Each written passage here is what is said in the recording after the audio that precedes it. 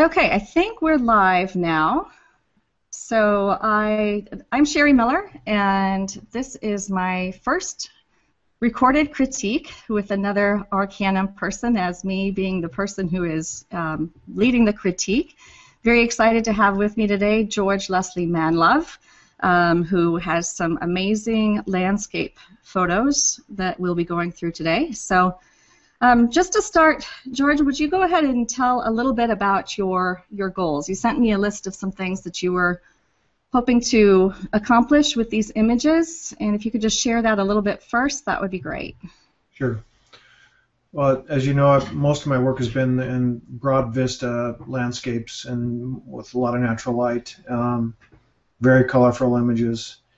And since I've entered Sphere 2, I think my master has kind of challenged us all to try some new things, and I'm looking for ways to differentiate my work beyond the cliche landscape shot, if you will. So some of the things that have piqued my interest are using textures to add to an image that might enhance some interest in the image. I've tried some of that, and the other thing is I haven't done any work in composite imaging, and I think that would be of interest too. I've seen some of the other work in some of the apprentices and masters in the Arcanum that have done great composite images. And the other thing that I've always had a passion for, but really I want to take it to the next level, is black and white monochrome work. And again, because most of my landscape images are very high contrast, I would want to emulate the same thing in black and white monochrome. The other thing that's important to me is to try, as the world changes and what people are looking at as an image today, I want to try some different aspect ratios. I shoot 3:2 right now, and that's pretty traditional. And with the onslaught of the web and Instagram and so on, I would like to shoot more square crops, so out of camera, as opposed to trying to crop them in Photoshop or Lightroom. And also, I've shot a fair amount of panoramas, so I'd like to try some 16:9 aspect ratio images in camera, and again see how they turn out.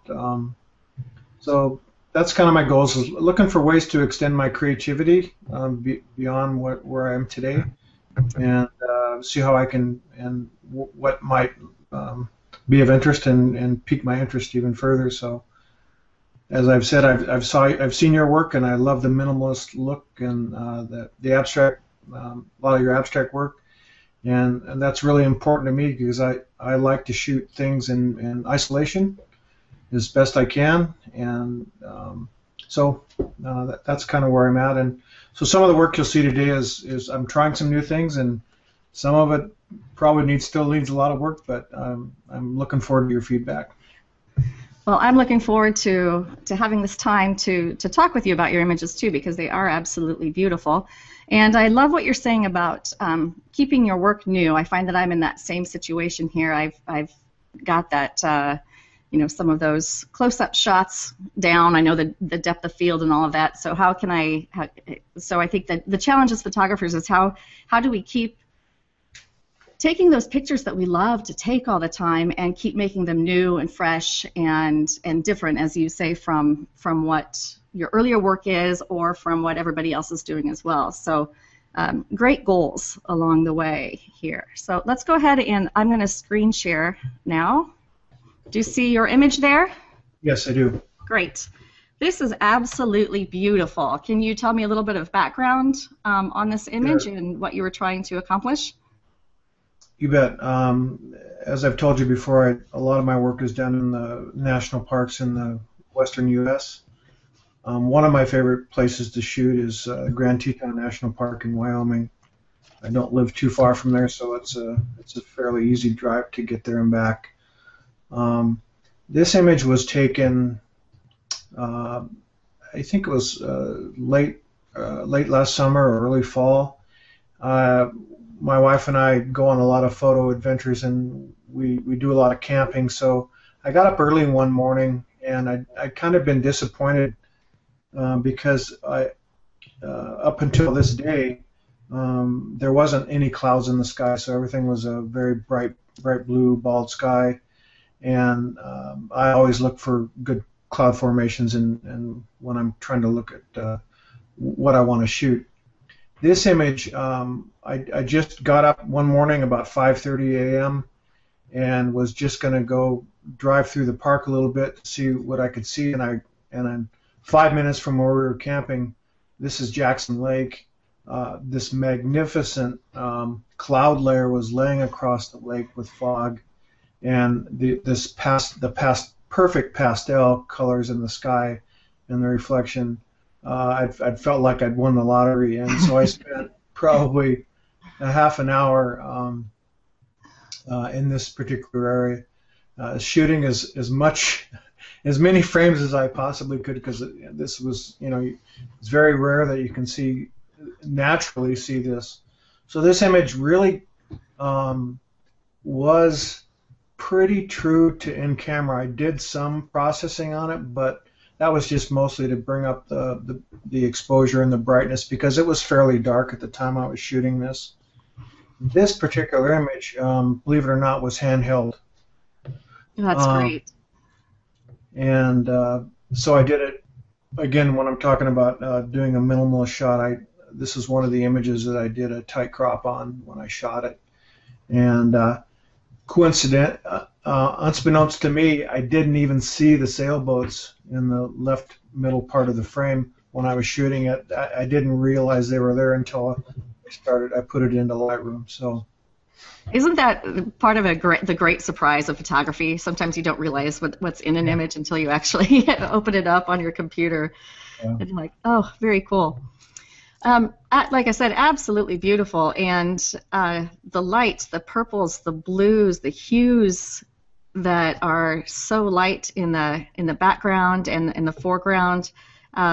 I believe that it looks natural. I've seen that kind of morning light before too, and it just looks so soft and beautiful. I want to be there and see that, and then to be there on that day when the clouds are like that too.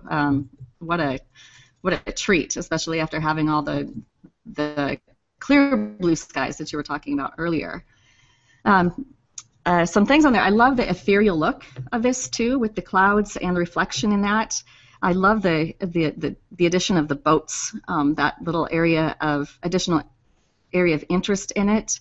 And one thing that it's just probably particular to me is for reflection shots and for symmetrical shots. I like it when they're symmetrical, but they're not. But they are imperfectly so. So the fact that there are the ridges and the ripples in the water below, I think, just adds an additional layer of interest to this image here. The only thing I would say maybe about it is I kept looking at this image and wondering about different crops. And I know that you do a lot of in camera, and maybe you do some in processing as well. Is the trees on the left? They come out a little ways, and I was trying to figure out a way, if there were a way to remove those. I didn't know whether by like a what is it, a 4:5 or a 5:7 type of a ratio might work, but I'm not sure of that either. Did you try any other crops with this? You said you took a lot of different. Yeah, I looked at that little outcropping of trees for quite a while, and I left it in there, and the reason I did was because I wanted to give the image perspective, a depth perspective, so that there was some kind of point of reference of the distance between me and the sailboats and the mountain itself, because really the only other trees you can see are just a really thin layer on the right-hand side, the middle image. Right. There's just above the lake. So I felt maybe leaving them there might balance that right side out a little bit. Yeah, and like I said, I went back and forth on that too. My eye is kind of dragged over that side, but it absolutely does what you are wanting them to do. It does give scale to this image and to the grandeur of the mountain in the background too. So just a beautiful shot. Another question I had was, it seems like the mountain is just a little bit close to the edge at the top, and that in the field, you know, if you're at a scene like this again, and maybe you have other images or perspectives of it, where you might have just a little bit more space between the mountain and the top edge, and also with the reflection of the mountain and the bottom edge too, just to give the eyes a little bit of breathing room around there. But other than that, these are nitpicky things. It's an absolutely beautiful image. Yeah, like I said, I have a lot of frames that I shot, and I'm sure I have a version that might have a little more headroom. And certainly that can be done in Photoshop as well, as just add a little bit of layer, just clone the top part, since it is all pretty seamless across the top and the bottom. Right. Yeah, it'd be interesting to see that, another version of that with just a little bit more space up there. But that's kind of one of those things that I'm kind of one of those border patrol people, so that might just be me in that as well too. So. Appreciate that. All right. Any other comments on this before I go to the next one? You know, the only other, just a comment or a question. You take it for however you want, but you know, shooting in this level of light, sometimes there's a little bit of noise especially in the sky, and sometimes I find it hard to process because there's not as much detail as I'd like to see. Right. I don't know if you've experienced that, or if you have, how you overcome that to not really distort the image, if you will. Right. No, and I did look up close on this one too. After watching some of Verena's critiques of you, I noticed she was quite big on looking closely at your images, and I did see a little bit in the sky of the noise. But you did say that this was handheld, correct? Yes. Yeah, and I don't have the photo details here, but what was the ISO that you were using on it? Do you remember by any chance? I'm going to guess it was probably 800. Okay. Yeah, and that's one of those things. I'm a minimalist when it even comes to taking my pictures. I probably use a tripod maybe 5% of the time, but otherwise I do a lot of handheld ones too. So it's something that I'm constantly looking at too. I'm sure you used the noise reduction a little bit in Lightroom. Did that help to take care of that? Just a touch. You know, I've had a tendency to over sharpen and over reduce noise, and I'm just a little cautious about doing that. Right. Yeah, because it can distort things, but. Yeah. No, I would say probably the only way would be, you know, a lower ISO and a tripod, and just experimenting with that fine line between where you're reducing the noise and where it's distorting the image.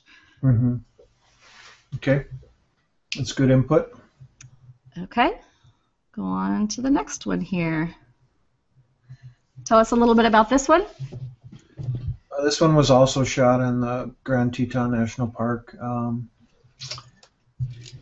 This was a day that had spectacular cloud formations. I shot this in color, as I do shoot in camera with black and white on occasion with my mirrorless camera, but I shot this one with, I believe this was with my Canon 5D Mark III. And after looking at it in color, there was enough contrast there. Again, it would meet my desire to have high contrast black and white. I did convert it to black and white. And all the processing in this particular case was done in Lightroom. I didn't take it to Silver Effects Pro or Photoshop. And I just love the way it turned out. The light as it comes from left to right, where the sun was coming up, and some of the trees that actually turned color. You can see this was shot in the fall, so some of the trees that are white or close to white were actually yellow. Oh, okay. So like right in this, I don't know if you can see my cursor, like right in those areas right there. Yeah. Okay. So they were not deciduous trees. where the rest of them were all evergreens, as you can Okay. see. And there was a little bit of element of a stream that runs in the bottom quarter of the image that wasn't all that apparent, but it runs across the bottom third from left to right. Right in this area right there. No, a little bit lower. Okay. Oh, is it right there? Is it that Yes, one, or is it even lower? Okay.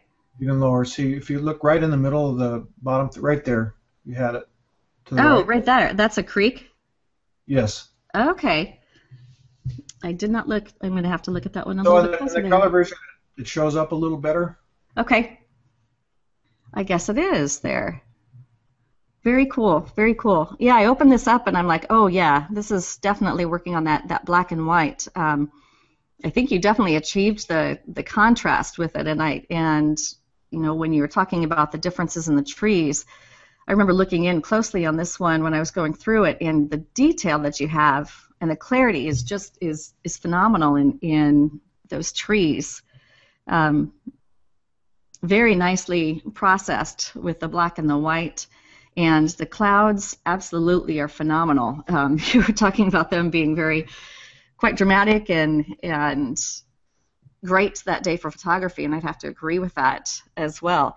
I have a question for you. If you're looking at this image, what was the focal point for you?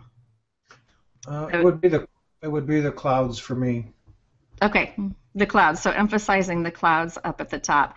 The A couple things on this. I look at this and I love so many different parts of it, but my eyes are sometimes wondering where my main character is, what it is that you're really wanting me to focus on.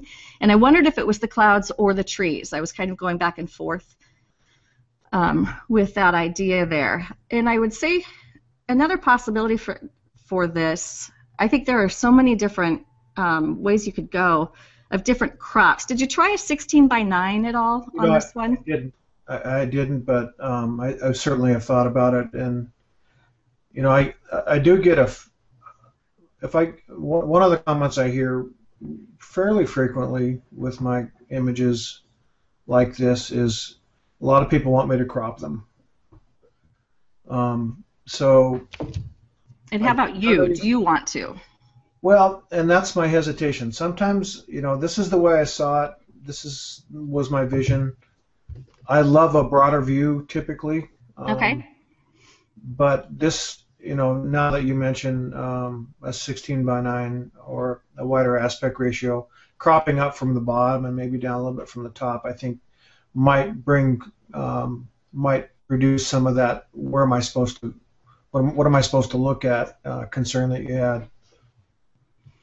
Right, because there's so much there, and I wonder too if by doing that, the 16 by 9, I hadn't even thought about cutting out some of the top part. I was only thinking about the bottom, but when you said the top, I'm using my arm across my screen. You can't see me do that right now, but those clouds that are like right above the tree line, I can circle them right here. Those are fabulous clouds. And so I wonder, like you said, if you pull it down a little bit more, across in there somewhere, and then pull up a little bit here, if you really will bring the viewer's eyes into the drama of those clouds and the trees, because I kind of see them as a pair. You've got these sharp, detailed trees, and then you've got these puffy clouds up above, and so that would be the contrast play would be really nice, going back and forth with that. So that might be a possibility to do on that too.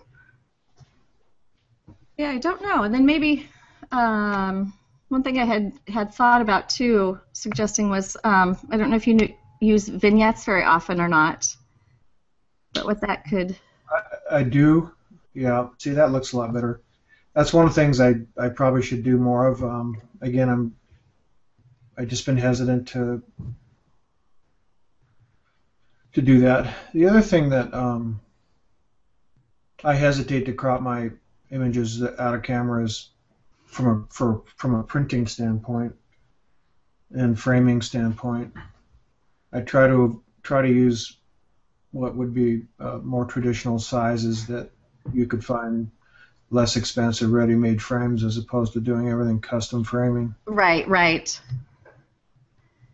Yeah, no, I So definitely. again, that's why one of my goals is to try different aspect ratios out of camera, so it's already um, it's already cropped. Right. No, that makes I can understand that. You Yeah, know, oh, go I do ahead. have a version of this that would be on the right side of the image, looking um, up the stream, so to speak. So the stream is really the focal point. Okay. Yeah, that'd be an However, interesting one to see too. yeah. However, I was then you end up shooting pretty much into the sun. Um, but I can certainly overcome that. But I don't know. For some reason, I like the way this felt. But Well, I think it definitely goes with your goals that you're working with the black and white and the contrast. uh-huh. You definitely have that going. Yeah, the only thing would be the crop, but you have good reasons not to want to vary that too much.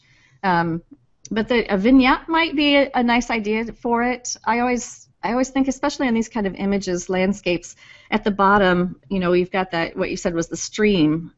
Sometimes just a little bit of darker line at the bottom, not so it's really noticeable that you know that it's a vignette, but that blackness at the bottom sometimes kind of holds it, kind of cradles the image to bring our Mm-hmm. eyes back up toward the top. So that may be a possibility with this too. But Yeah, that's something I've not paid a lot of attention to. I usually, when I get done with an image, I forget to apply a vignette after I've sharpened it. But I probably, in this case, should use one for sure. yeah, I think sometimes the vignette really helps to get our eyes right back into the image, where sometimes they might get distracted by little pieces of like the rocks in the stream at the bottom or that, and brings it back in. So just an option to remember there or to think about. Do you, I'd like your feedback on the light in the middle. I mean, there's some bright spots in the middle around pretty much across from left to right across the middle of the screen. Right here? Yeah, even lower than that in the not in the tree area, but as you can see how they run across the grasses and so on, and particularly all the way to the right below the trees. Uh-huh. And so Just your middle. question about that Yeah, right. is, Is it too bright? Is it I too don't think hot? so. I don't think so. It doesn't look, to me, it doesn't look blown out. Um, One thing that I heard from somebody in the Des Moines Camera Club that I was a part of a couple years ago was, with black and white images, some tips to look for are the contrast, which we've definitely got here, but then also that there's a wide tonal range from the whitest white to the blackest black, but Hmm. that you have a lot of things in between, so that you don't have gray whites or black, gray blacks, but that you do have that entire full range of things here. And I think you've got it. And I don't think that they look like they're blown out to me. It looks like a nice white that you've got within there.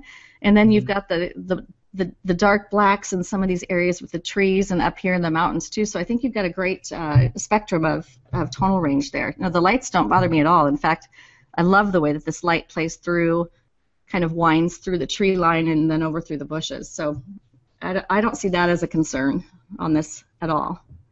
Well, that was part of my thought as when you asked me what there's a lot going on. What should I be looking at?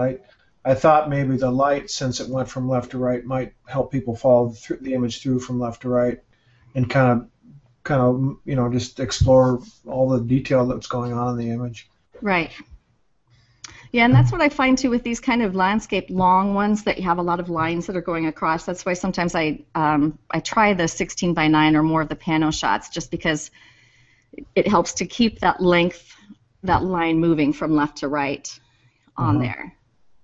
Great image. Thank you. And the processing, you don't Oops. see any issues with the processing? No, as I had mentioned earlier, I looked up closely with in the detail in the trees, and I didn't see, I couldn't find any of those artifacts that sometimes happen. No, it looked very clean and crisp and sharp with the detail, but without the extra stuff that we don't want there. Right. Thank Nicely you. done. one of the other comments I get on occasion is my images are too sharp. So if you see anything along those lines in these images, please bring it to my attention. Okay, I will do that. Let's go to the next one. This one, I love. Absolutely love this image. I think this one might be my favorite of the set. So tell me a little bit about this. Right place, right time. This was in Deer Valley on Dante's View, which is the highest point in the park, and this was at sunset. And I thought I had missed the best of the sunset because it obviously once it started going below the ridge line on the left, everything got pretty dark, as you can tell. Yeah. However, just a few minutes when I almost had given up, this sun washed these shrubs that were right in front of me, as you can tell. Uh-huh. And I had to tone them down quite a bit so they weren't too much of a distraction, and I'm interested to see your perspective. But my only concerns with this shot are a couple. Number one is there's so much going on in the foreground where you've got those bright bushes that are beautiful, and then the next layer would be that ridge right there in front of you that isn't got a lot of detail on it, and then you go down into the floor of the park, so to speak, which a lot of that is under sea level, believe it or not. Wow. And then you run all the way to the end of these mountains in the distance, and I'm used to having things that are sharp front to back. And when you see these mountains in the distance, I just wonder if that is appealing. Yeah, it's funny that you said sometimes people say, too much going on or whatever, and this one, I see maybe why you're saying that, but it doesn't come across that way to me. And I think the difference is in this one is it's interesting because it seems like our eyes go from right to left to start this one at the beginning, which I like that it's not the typical left to right, but my eyes are drawn over into that bright area on the brush right in here. And then you've got these you're picking up these little pieces of light in the rock. I zoomed into that and was just fascinated by it's catching individual rocks right in that area. And so you've got this line starting, either over here or over here, but they both converge around in this, or even go between the two bushes here. Mm-hmm. And then you're right here where this line comes down and this line comes down, and so you're meeting here. And then you go up further, and you've got this whole line that takes you all the way back, along with this other one over here, and it leads you into this more unfocused, blurry, mysterious, ethereal area back here, which leads to I don't know where, and that to me is the sign of a really good image, when it leads us somewhere and I'm left wondering, okay, you know what, I'm finishing this story in my head. And so just the way that the composition of this, the lines that it draw me all the way back there, even though there's a lot of different things happening, it feels like there's a flow going all the way back. And so you start with the sharp and the rocks and all of this, and then you just move down slowly and smoothly and head off there. I just, like I said, this is my favorite image. I don't know that I can find anything to nitpick on it. I love the way my eyes flow through it. Absolutely beautiful. Well, thank you. I was kind of surprised how it turned out, because I didn't have high hopes when I shot it, but actually I got quite a few really nice images from this view that afternoon that I haven't processed yet.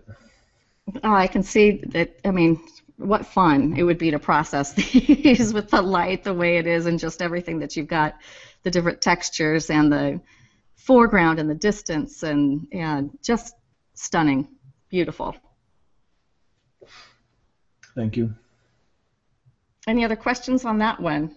No, no. Nope, I love that. Love that one. Okay, how about this one? Tell me a little bit about this. As I said in my notes, this is a cropped version. I cropped it up from the bottom. Okay. I showed this in my level 11 new works. This is one of the images I showed to my cohort, and I got some really good feedback. And one of them was there was another little island, if you will, of grass like this one right towards the bottom left hand, right there. Yep. There was one of those just like it further towards us. Okay, like over in this area? No, if this was cropped up from the bottom, so there was more. Oh, okay, gotcha. So there was two of them. All right. And I got pretty consistent feedback that was distracting, and again, where am I supposed to go in this image? So the recommendation was to crop it, and I did. So I wanted to see what you thought. So this was shot in. I went to Trey's workshop last April, in New Zealand, and this was shot just outside of Queenstown one late afternoon. And in March down there, as you know, it's 180 degrees different season. So this was fall, right. late fall, and the colors were absolutely spectacular in New Zealand. And so some of these, believe it or not, are natural. I mean, granted, there was some processing done to help some of the dark areas, like in the mountains and so on. But this is what it looked like, and I did increase some contrast and brightness a little bit. But so one of the things that I just was fascinated about this is that you had this body of water. This was a pond. It wasn't a river or lake. This was a pond that was in this private development that Trey had access to, that he took us to one afternoon and evening. And if you can see right in towards that big orange bush or tree on the right, right to the left of that are two black swans. I found those. And they're more apparent now than since I cropped it. But I was just chasing those black swans all around this pond because I'd never seen a black swan before. Oh yeah. And they were just absolutely stunning. And then the sun started setting, and as you can see how it washed the right-hand side of the frame up into the mountains. And again, this was one I didn't think would be a great shot, but when I processed it, I really became very fond of it. And so that's the story. With good reason. Yeah, it's interesting that you were clarifying that these were natural colors. That was one thing that when I was taking a look at this earlier, I thought, the vibrancy seems really great in this, but it doesn't look like that electric green or that electric yellow that you sometimes see when oversaturating or overprocessing an image. It looks very natural because my eyes know that the sun is over here somewhere, shining on that area. And I have to commend you on the just right sharpness in the grassy areas here. I know that you're concerned with over sharpening, and I don't think in this one that you did it. I looked up close, and it didn't look like there were any artifacts or anything there. And the definition of the mountains in the background, very nice, and you can see into the shadows as well. I loved the little surprise of the black swans here in the middle. It's always fun to let your eyes linger to find what else is in there. So beautiful composition, and it must be just awesome to see this in real life. The one thing I would say is again just a little bit of the I'm wondering where my eyes are supposed to focus on this, but it's also one of those that's really beautiful. So I don't know if that's quite as essential. But if you had one main character, or if you were trying to highlight one thing about this image, what would it be? It would be hopefully that the eye would follow the body of water up into the mountains and then to the right. Okay, so kind of a curve around this way? Yes. Okay. Yep. And you know what? I can see that now, that little curve going up in there. And I also like the contrast of that you know that those trees are pretty big back there, but they look fairly small compared to some of the things in the front. Well, from what I've been taught and through some of my critiques, having a body of water that starts in one of the lower right or left corner and kind of maneuvers through the frame would be a nice leading line or path for the viewer to follow. And this certainly meets that. Yes, I would agree. It does curve around in that way. I know that my eye sometimes it's a little bit drawn, you know, here. This kind of points in a direction over there. It would have been, you know, if you can add something to a photo, having something that kind of starts our eyes over here and then moving. But that's just me being picky. Well, a couple of the critique comments were that this really, before I cropped this, was 3 different images. Yeah. And you know, you could do a vertical, you could do what I did here, and then you could probably take the right-hand side of the frame and the right half of the frame and do something different. Absolutely. So there's a lot to work with, and I do have this. I printed this on. This is on display in a gallery that I have a show in right now. I said that I did print this image, the uncropped version, and it's on. I printed it on a 40 by 30 canvas. Oh wow. And I wanted to print it on canvas. This is the first time I've ever printed on canvas, and I wanted to print on canvas because I wanted it to soften the image a little bit. And kind of absorb some of it, so it's not so bright and sharp. But it looks terrific, and it's on display in a gallery that I have a solo exhibition in right now in the area. Fabulous. I'd love to see this one huge. I think that would be with this vast expanse of land and view. I think that would be stunning. Absolutely stunning. It's amazing how your images at times gain a whole different emotion when they're printed. Oh yeah, I can definitely see that with this one. Definitely. Nice work. Okay, we'll move on to the next one. And this one you're playing with textures a little bit here. And tell me just a little bit more. This was a shot I was driving up the highway towards Sun Valley one afternoon, and this light just appeared out of it. It had been very overcast and raining, and all of a sudden this natural light came out, and I pulled over as quickly as I could and shot about a dozen frames handheld, and a square crop, as you can tell. This was out of camera, but I thought this was one of my first attempts at applying a texture, and so I moved into Photoshop and used the flypaper textures that are an extension in Photoshop, and wanted to create some kind of a painterly kind of a brushstroke feel to the sky. And I think there's 2 textures, and you know, some of the comments were it's a little heavy, a little overdone, but this is my first attempt, so I'm really open back. Well, I find it really interesting. When I open this one up, I'm drawn to it. I'm intrigued by it. The light is fabulous, and the contrast that's going back and forth with it. I think that you achieved your painterly look with the texture on it. Did you do something too with like cloning a flip or mirror part of it? Like it seems right here. I mean, that must be from the textures, and I will admit that I'm not familiar with using textures much. Yeah, no, I didn't clone or flip anything. I just applied it. You just import a load of texture as a layer, and then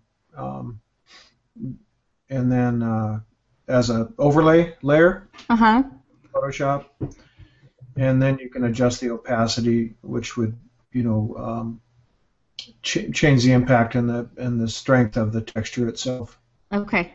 Okay. Um, so this is probably I probably could have, looking at it now, maybe reduce the opacity even more so the texture wasn't quite so dominant, because there's some Okay. interesting uh, elements of that texture that are really odd. So in the upper right hand corner, Yeah. that square. Okay.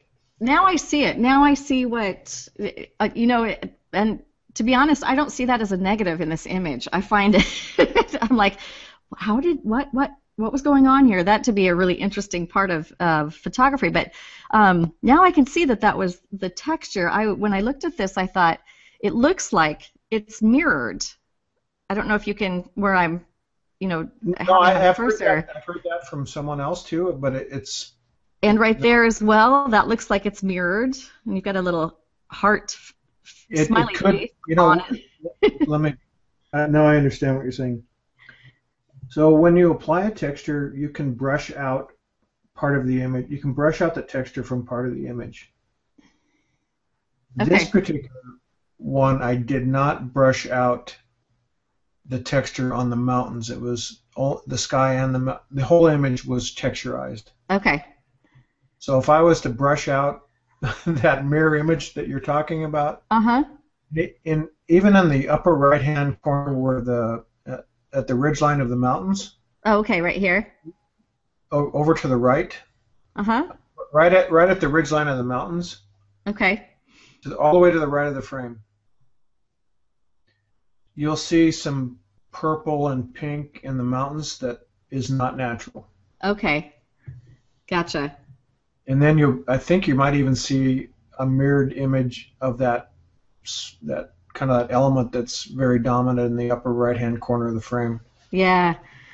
Yeah, no, like I said, I find this very interesting, and that mirror image doesn't bother me at all. It's very curious, very abstract.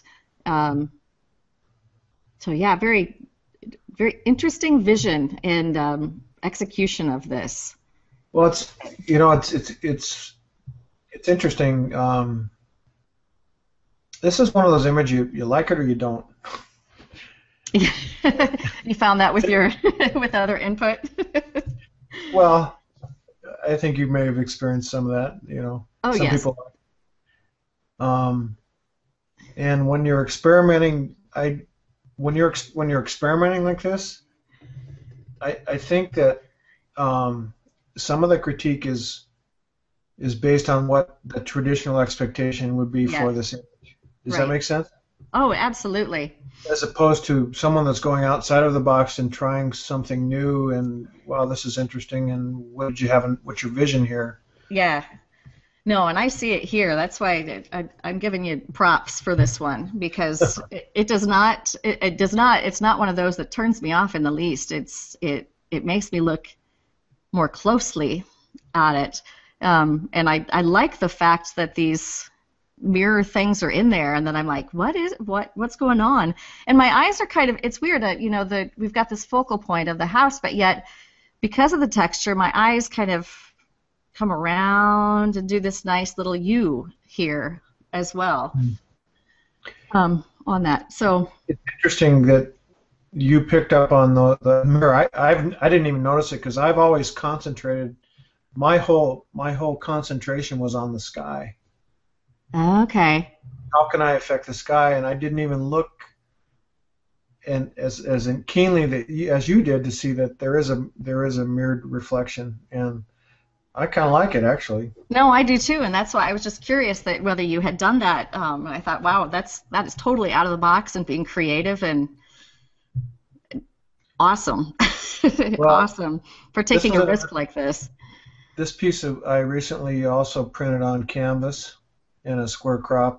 It's a 20 by 20, and it's on display at the show, one of the shows that I'm exhibiting in. I think it looks terrific on canvas because the textures really the brush strokes really become more realistic, like well, is this a painting or is this a Right. photograph? Or is it a And photo? Yeah. that's kind of where what I want when people look at some of my images. That's what I want them to scratch their head and say, is this a painting or is this a photograph? I don't understand this. Yeah.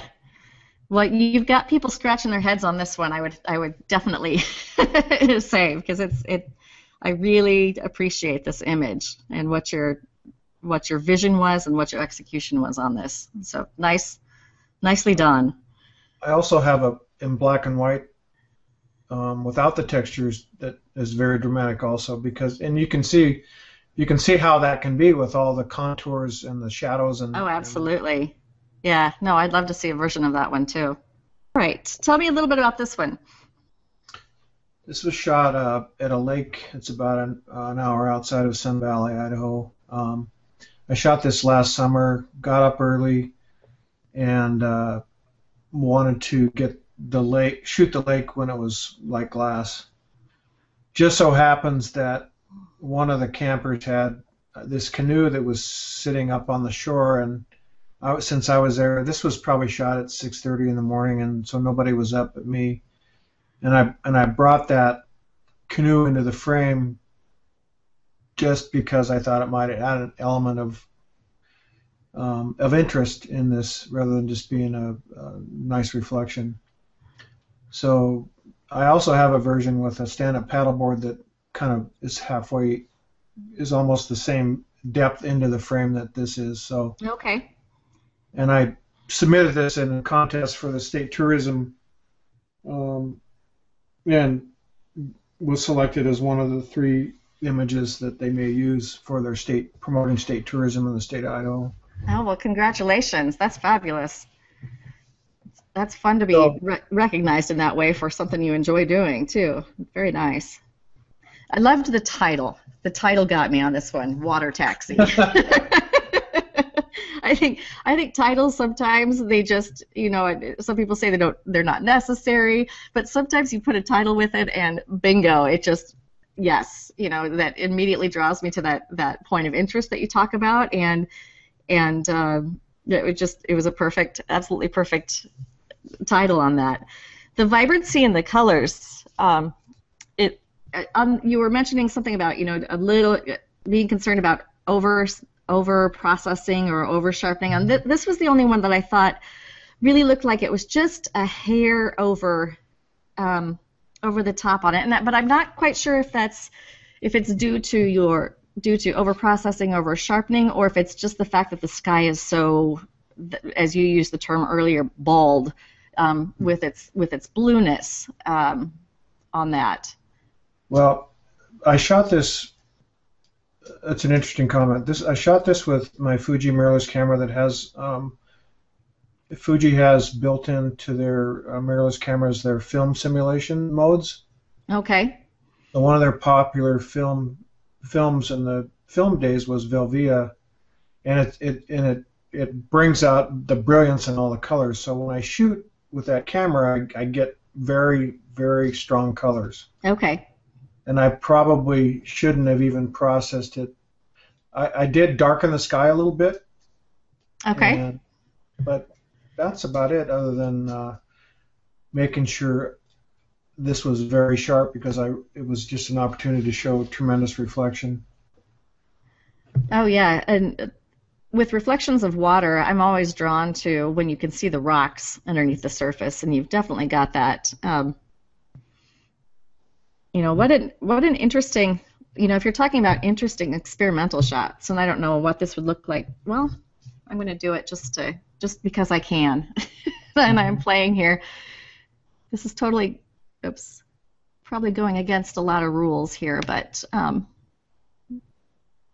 something really. I think of that one shot that Trey Ratcliffe has. That was the photograph that was hung upside down. Yeah. And you didn't know, they didn't realize that they had done that. These things that kind of mess with the eye. I don't know. There's something. I don't know. Something interesting about a perspective like that makes you go, what's up? Yeah. What's up with that? Yeah, I want to see the rest of it. Exactly. Yeah, so I really, like I said, I like this one. I wonder, it'd be interesting to see if there's any way you could put some kind of maybe, experiment with a very light texture up here just to give some kind of a sense to soften the sharpness of this. Mhm. Yeah, that's an excellent point, and that's really what prompted me to begin to be interested in textures was to accommodate primarily the skies like this. Right. And I have so many, as it turns out, I probably have 6 or 8 images now that I've adjusted the sky using textures, and I think it adds a lot more interest to the image itself. Yeah, because this is the composition here is great. Um, and just the view and the shadows and the way that you can see into the reflection. Yeah, so it'd be interesting to see that if you give that a try. I'd love to see another version of it. Okay. Great set of images here. Let me close out Lightroom here. We'll get back here. And so I think we'll come to the end of this broadcast, and then we can talk a little bit more after that. But that way we'll save everybody from hearing the dog barking when my son gets home. So, all right, thanks.